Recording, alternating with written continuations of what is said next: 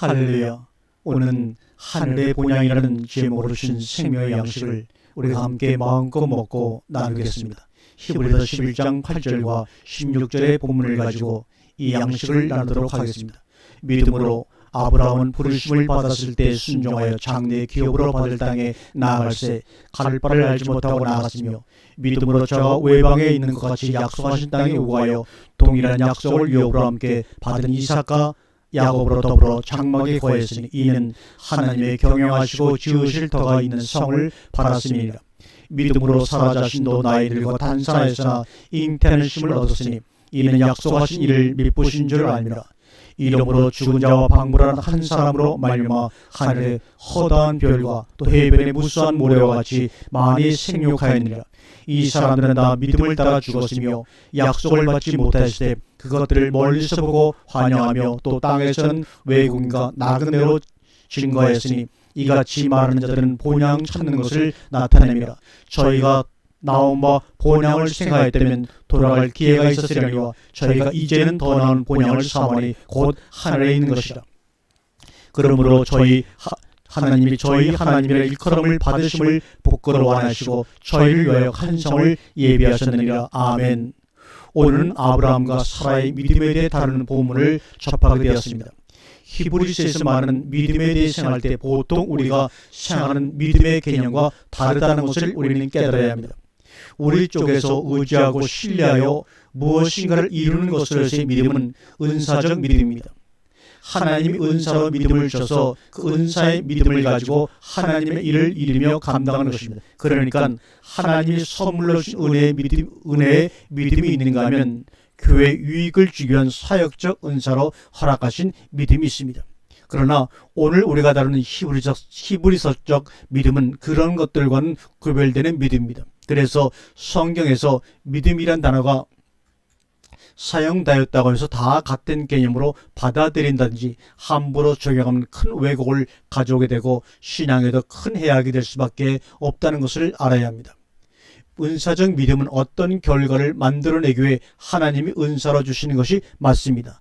이런 믿음은 하나님께서 우리를 통해 일하시는 하나의 조건이나 방법이 될 수 있습니다. 그러나 우리를 구원하신 은혜의 선물로서의 믿음이나 오늘 다루는 히브리서적 믿음은 전혀 그 성질이 다릅니다. 그러기에 이 구별은 상당히 중요합니다.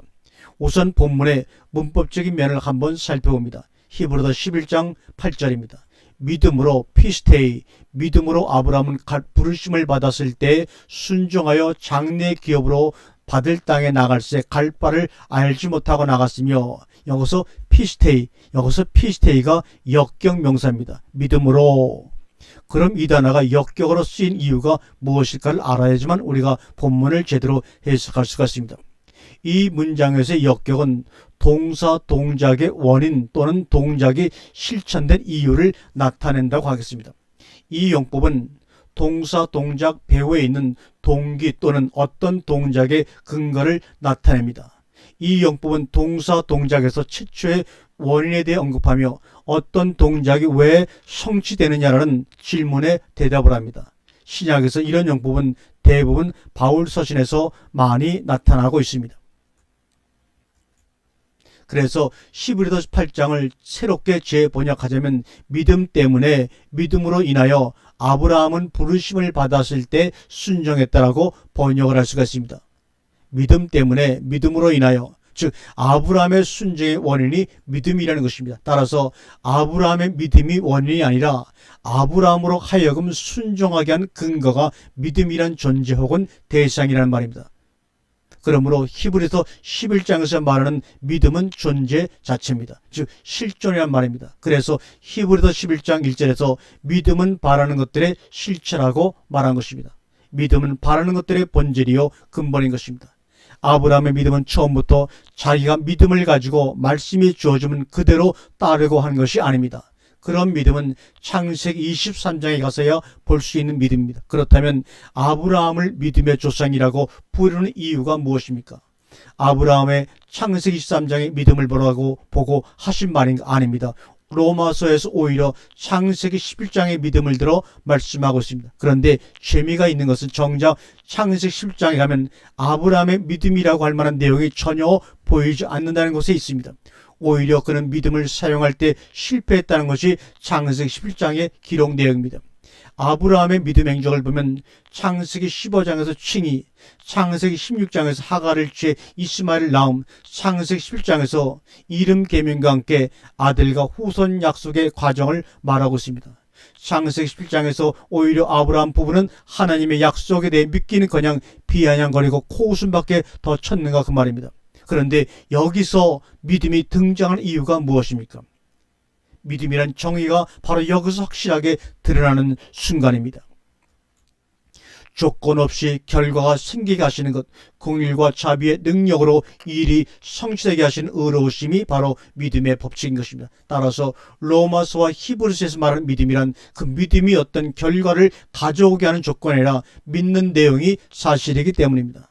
믿음으로 인하여 부름을 받고 세상으로부터 꺼냄을 입은 자들은 세상에서 세상 사람들과 다를 바 없이 일하며 먹고 살고 실수도 하며 살지만 예수 그리스도 안에서 믿음의 세계 곧 그의 나라 의의 나라로 들어가게 하셨기 때문에 의인이요 그래서 믿음으로 살아야 한다고 하는 것입니다. 세계가 차원이 다르다는 말입니다.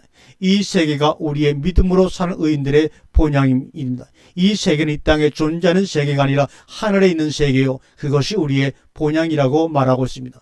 그래서 땅에 속하여 사는 사람들에게는 그대로 내버려 두신다고 하는 것입니다. 놀고 싶어 할 때 마음껏 놀게 하고 자기가 하고 싶은 대로 하게 내버려 둔다는 말입니다. 그러나 그런 것이 어리석은 신자들에게는 부러워 보일지 모르지만 앞을 내다보는 자들에게 어리석고 한심한 짓일 뿐입니다.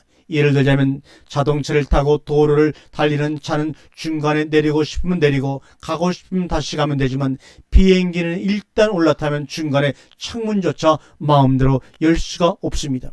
땅의 운송수단의 법칙과 하늘의 운송수단의 법칙이 다르듯이 이 땅을 본향으로 여긴 사람들과 하늘의 본향을 둔 사람들의 삶의 방식 자체가 다를 수밖에 없습니다.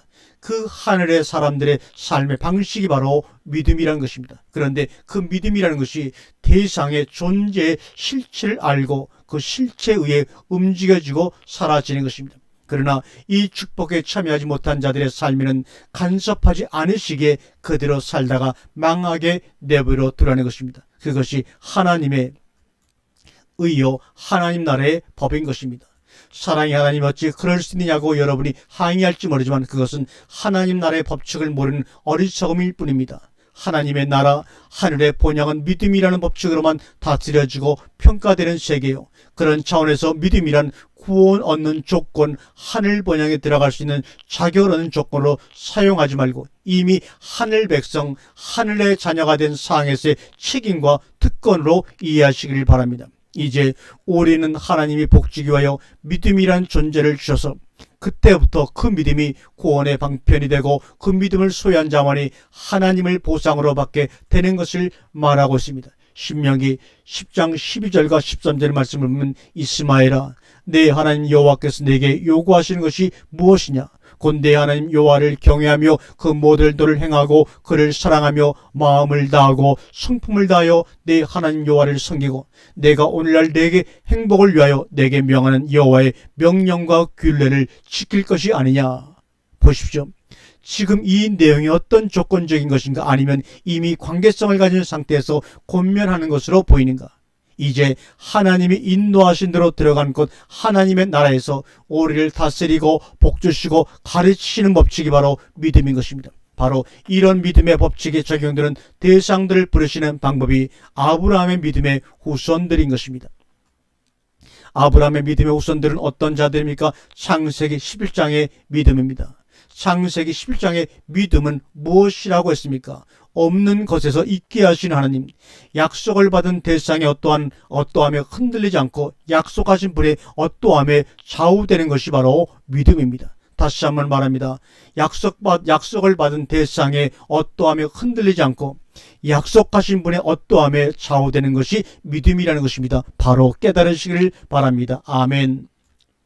바로 그러한 믿음의 후손들입니다. 따라서 아브라함의 후손들은 자기의 믿음을 가지고 후손이 되는가, 아니면 오히려 아브라함이 실패했을 때 주어지는 약속하신 하나님의 믿음인가?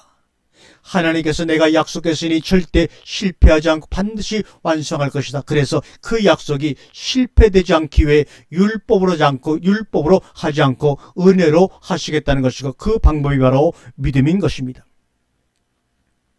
생각해 보십시오. 만일 믿음이 조건으로 도입되었다면 아브라함이 하나님을 믿지 않았다 할 때마다 그 약속이 성립되었다가 취소되었다를 반복할 것이고, 그로 인하여 하나님의 약속은 경고한 것이 되지 못하는 치욕을 당할 것은 뻔하지 않습니까?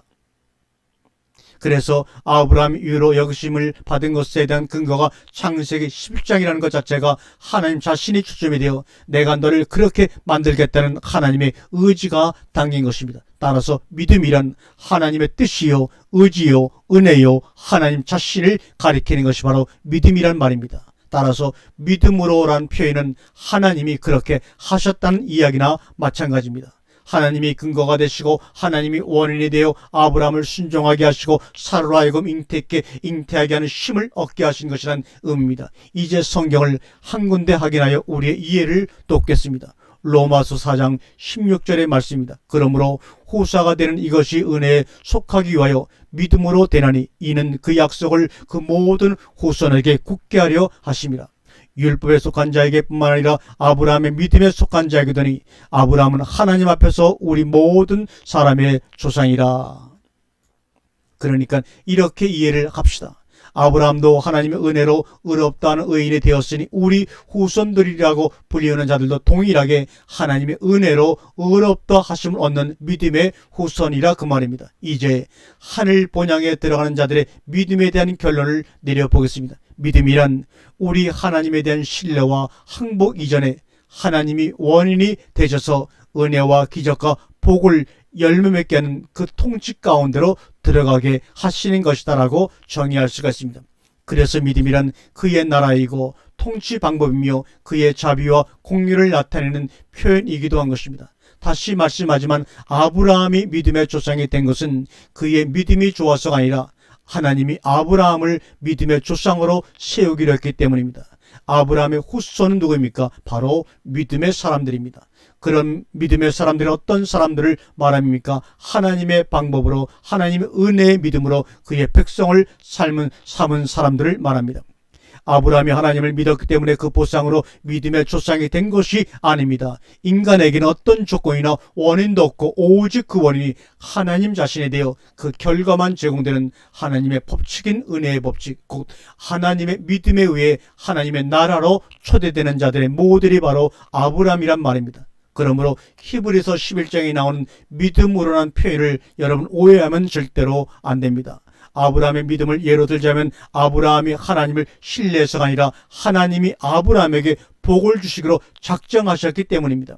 사라도 마찬가지입니다. 사라가 하나님을 믿은 보상으로 잉태하는 힘을 얻은 것이 아닙니다. 오히려 내가 한 약속에 대우선냐? 그러나 내가 한 약속대로 이루어지는 것을 내가 볼 것이요 확인하게 될 것이라는 방법으로 그들을 다스리고 통치하시는 것이 바로 하나님의 믿음이란 말입니다. 따라서 우리가 히브리서 11장 그 믿음장을 통해 얻어야 할 것이 뭔가? 믿음의 세계에 들어가면 우리가 지금 어디에 소속되어 있으며 어느 위치에 있는가?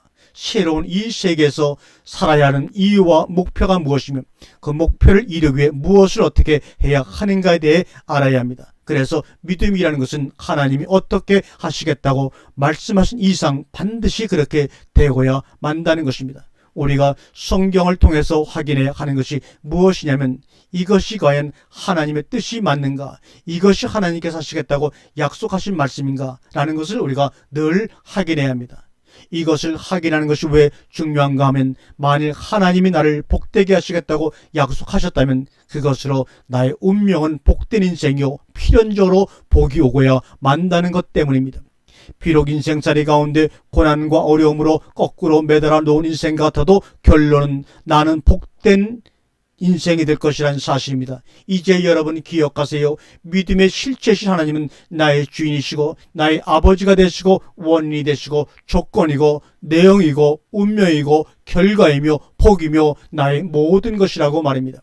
그렇기 때문에 믿음이란 결국 하나님이 누구신가를 아는 것에 좌우된다고 하겠습니다. 우리는 다른 세계 곧 다른 본향을 둔 사람들이라는 것을 늘 기억하며 잊지 말아야 합니다. 그것은 이 땅과는 전혀 다른 영역이며 다른 법칙이 적용되는 것이고 다른 힘이 작용하는 것입니다. 그런데 세상이 주는 것으로 유한을 삼고 증거를 삼는 것은 말이 안 되는 것 아닙니까?